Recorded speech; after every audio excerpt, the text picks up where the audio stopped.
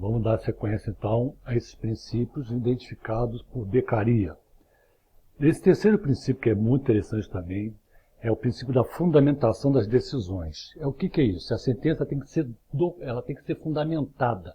É contra esse processo anterior de segredos, aquela coisa secreta que tinha antes, não sabia de onde que era, qual a razão da pessoa estar ali presa, por que razão foi condenada a determinado tipo de pena, de punição, por que foi levada a certo tipo de punição. Então isso tudo era sem fundamentação. Com esse princípio do Beccaria, ele questiona isso, que teria que ser fundamentadas as decisões. Constitui justamente com a publicidade das audiências forma de controle externo da atividade jurisdicional. Isso veio até há pouco tempo, a gente estava vendo, quando estava sendo esse problema da pandemia, no Supremo sendo tudo televisionado, né? Muitos de nós mesmo acompanhamos vários julgamentos ligados a essa questão política, e hoje em dia nem está acontecendo muito por causa dessa coisa da pandemia, estão fazendo remotamente esses julgamentos, cada um no seu gabinete, na sua casa, daí estão fazendo julgamentos de maneira remota. Mas antes era publicar, era dar publicidade a esses julgamentos, muitos deles eu mesmo assisti os julgamentos, que para justamente seguir esse caráter de como estava sendo feita essa definição de pena, essa definição de culpabilidade. Essa fundamentação das decisões é bem importante. Isso é questionado até hoje. Nós temos os juizados pequenos, não de pequenas causas, que agora é chamado de juizado especial de questões criminais e cíveis, né, de menor complexidade, que o juiz, pela lei do juizado especial, não precisa fundamentar. Então, muitos advogados, muitos juristas questionam isso. Que, em razão disso, às vezes há uma questão do advogado ficar amarrado. Já tem menos questões de recursais em termos de juizado, né, ao contrário da área civil comum, que muitos advogados preferem entrar até com uma ação na área civil comum, pagar custos que seja, ou pedir gratuidade no caso que for cabível, né, a concessão da gratuidade, ou ele não entra no juizado, porque o juizado ele meio que tolhe um pouquinho a gente fica meio amarrado sem muito por onde sair. Tem poucas formas recursais de você ir se contrapor uma decisão judicial e normalmente não precisa dar fundamentação porque há previsão legal para isso. Então a fundamentação das decisões já é um princípio que Beccaria tinha identificado como bem importante para uma melhor distribuição dessa justiça, um julgamento feito de maneira mais justa. Temos depois o quarto princípio, a inocência maculada. Isso é o quê? Que o Estado indenizará o condenado por erro judiciário, assim como ficar preso além do tempo fixado na sentença. Isso acontece demais, né? Não só no Brasil, mas no mundo inteiro. Essa questão, das vezes, o preso está lá por uma série de procedimentos judiciais que estão, processamento está atrasado, questões de burocracia, questões desse aparelhamento todo muito complicado do sistema judiciário nosso, que leva a pessoa a ficar muito tempo lá. Muitos deles até conseguem. Há pouco tempo teve um caso na mídia que um senhor ficou lá tanto tempo que, durante esse tempo, ele pegou um determinado tipo de doença que ele perdeu a visão em razão disso, por ter ficado até mais tempo do que ele ficou. Aí ele vem para fora, foi solto, mas aí ganha indenização. Mas aí, que tipo de vida? Foi o mínimo para a pessoa ter um conforto aí, de a pessoa já é de idade, mas esse período que ele ficou além da pena que ele cabia, foi crucial para ele adquirir essa doença. Então a gente tem muito caso assim. E nesse caso, a inocência maculada, esse princípio de o Estado indenizar por questão de juízo, de erro judiciário. Daí o Beccaria ser muito e frontalmente contrário à questão da pena de morte. Porque com a pena de morte não tem como você corrigir o erro. Matou a pessoa, seja que várias mortes que tem, ou seja através do fuzilamento, ou seja, forca, ou seja, a questão de qualquer tipo de morte de injeção letal, ele não vai poder ser ressarcido e nem há interesse nesse erro judiciário, porque é a vida da pessoa que estava ali posta em risco e foi posta também em risco.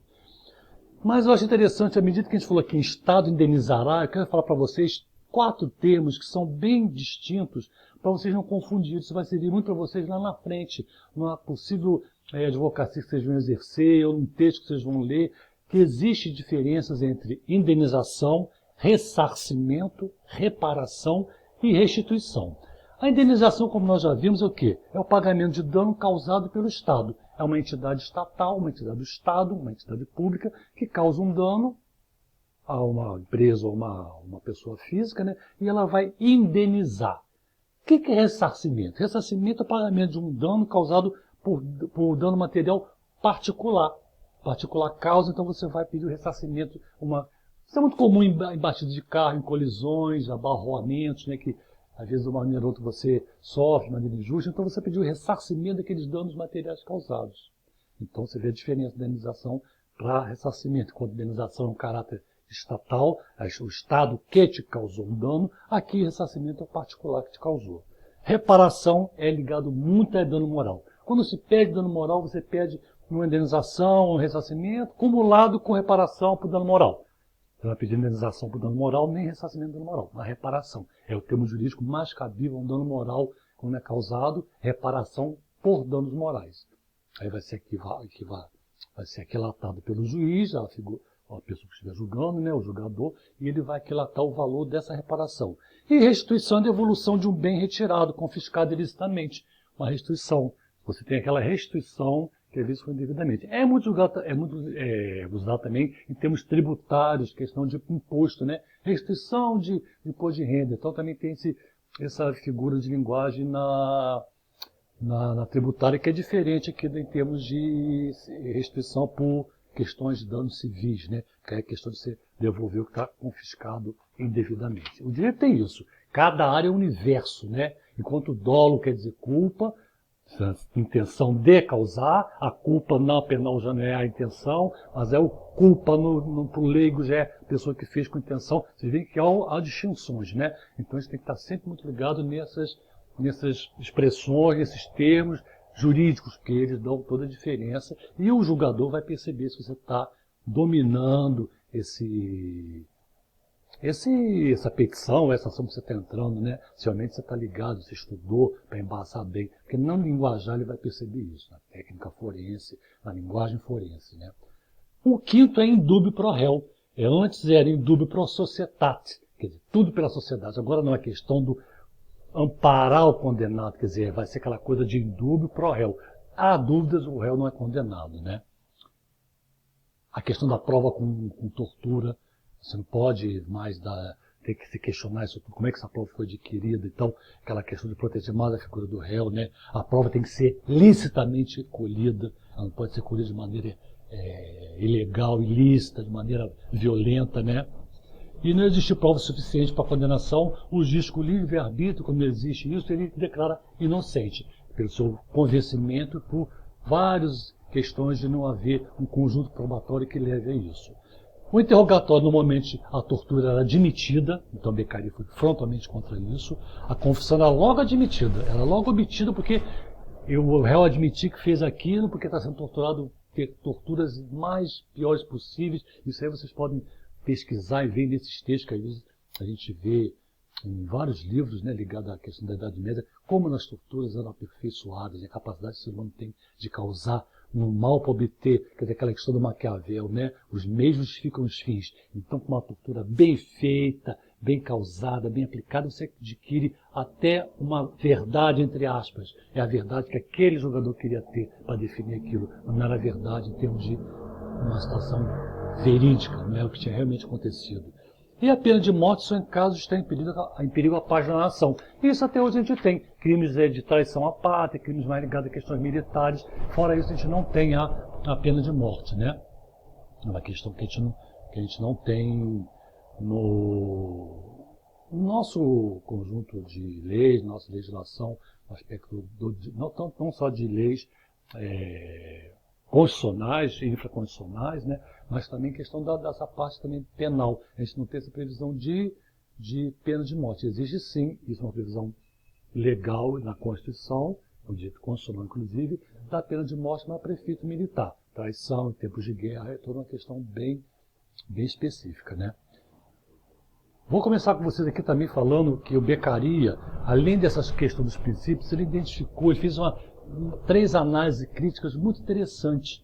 Ele fez 3 análises críticas. Ele pegou 3 situações dos crimes de lesa majestade, dos duelos e da igreja, situação dessas 3 situações que aconteciam, né, de crime contra o rei, o imperador, no caso, falava mais o rei, né? Os duelos, que é a questão que a gente vai ver também aqui como eram feitos, e a questão da postura da igreja perante isso tudo. Então ele fez visões críticas fortíssimas em razão desses tipos de crime. No primeiro momento, quando ele começa a falar dos crimes de lesa majestade, são situações que são colocados na classe, qualquer crime que, como o corpo do soberano era a extensão do Estado, a extensão que tentava se proteger, tanto que tem um grande absolutista, o rei Luís XV, Luís XIV, que falava que o Estado sou eu, né? Quer dizer, l'État c'est moi, é o chamado rei sol. Quer dizer, se havia um crime contra o rei, era contra o corpo dele, aí a lei naturalmente já tomava como um mal maior, quer dizer, o crime de lesa majestade, de lesar a figura do